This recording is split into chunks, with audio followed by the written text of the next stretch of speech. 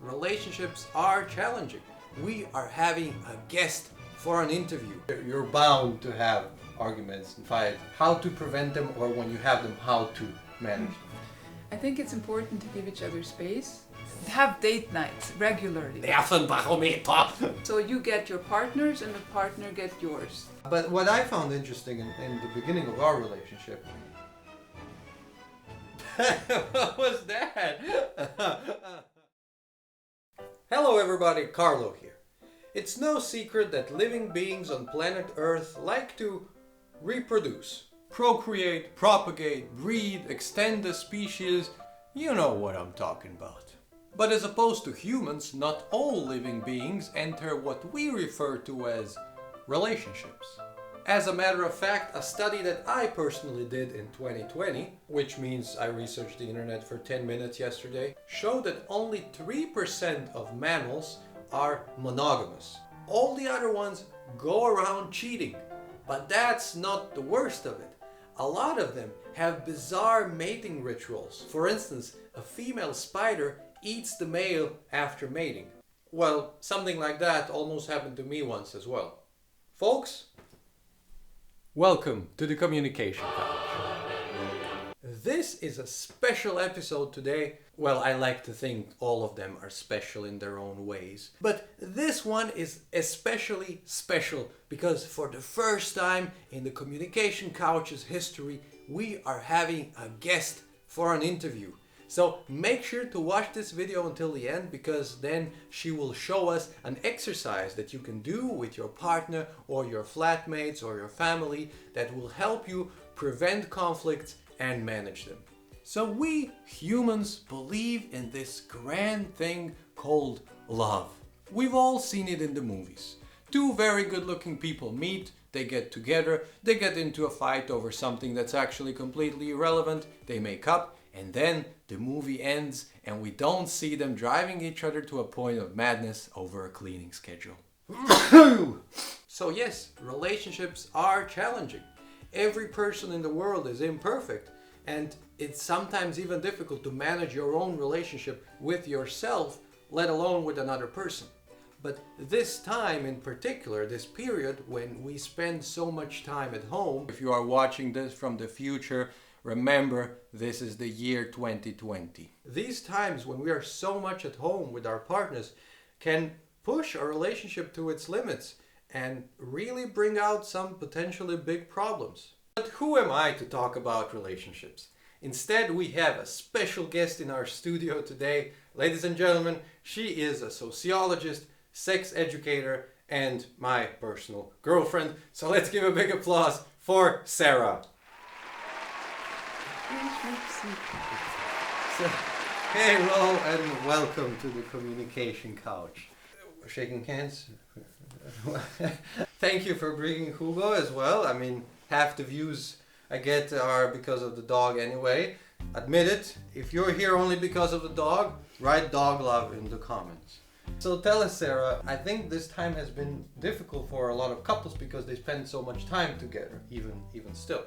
So what do you think is important during this time and during times like that?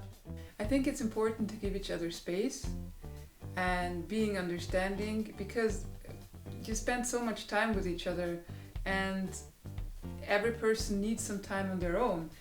If it's only for a couple of hours, but just to have the possibility to do your own things.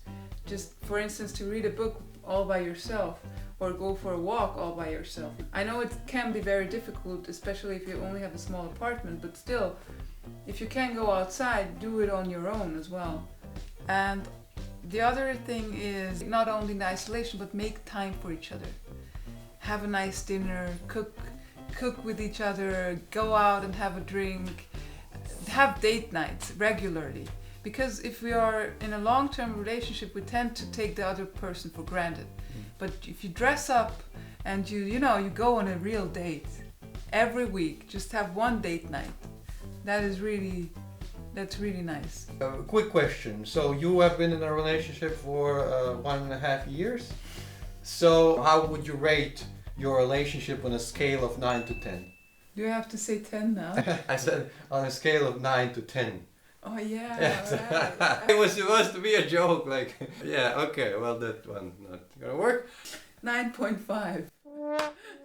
Conflict management. I think in every relationship, you're bound to have arguments and fights at some point. How to prevent them, or when you have them, how to manage them.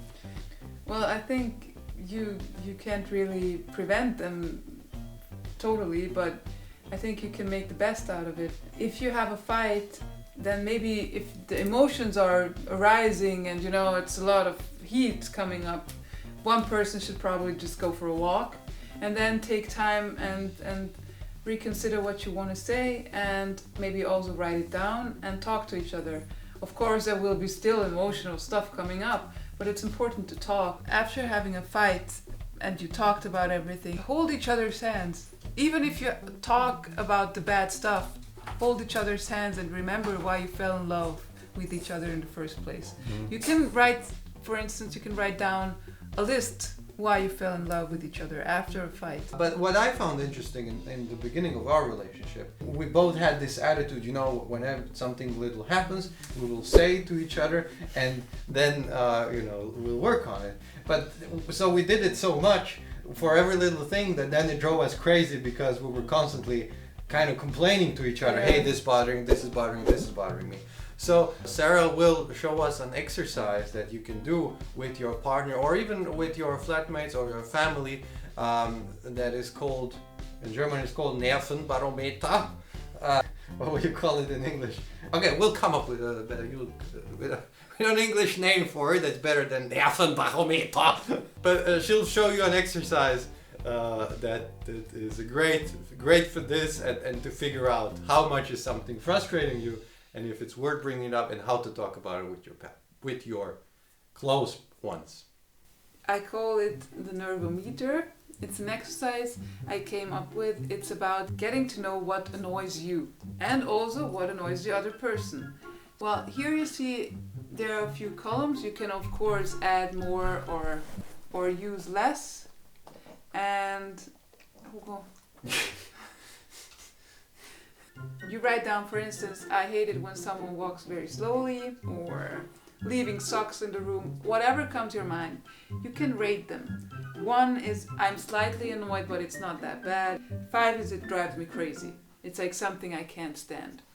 You first of all realize what annoys you very much, and also you can think about it. Why does it annoy you so much? Why is it so bad for you that someone walks so slowly in front of you? Maybe it's not the person that annoys you, but maybe it's because you are actually stressed. The exercise is now that, for instance, you're with your partner and each one of you does the Nervo Meter, and then you exchange it. So you get your partners and the partner get yours. And so they add their own numbers to it. Maybe your partner is not that annoyed about people walking slowly in front of them, but maybe they are more annoyed of leaving socks in the bathroom. So you can talk about it then. Why are you that annoyed about it? What can we do for a relationship to keep it to a minimum, or deal with it in a better way? And also, what I realized in my workshops, some couples hate the same things, and this is also a big connection, and they started laughing and they realized, hey, I don't like this too, how come you don't like it? So it was also a bonding moment, so you can use it in a funny way as well. Thank you. My name is Sarah. I'm trying not to laugh.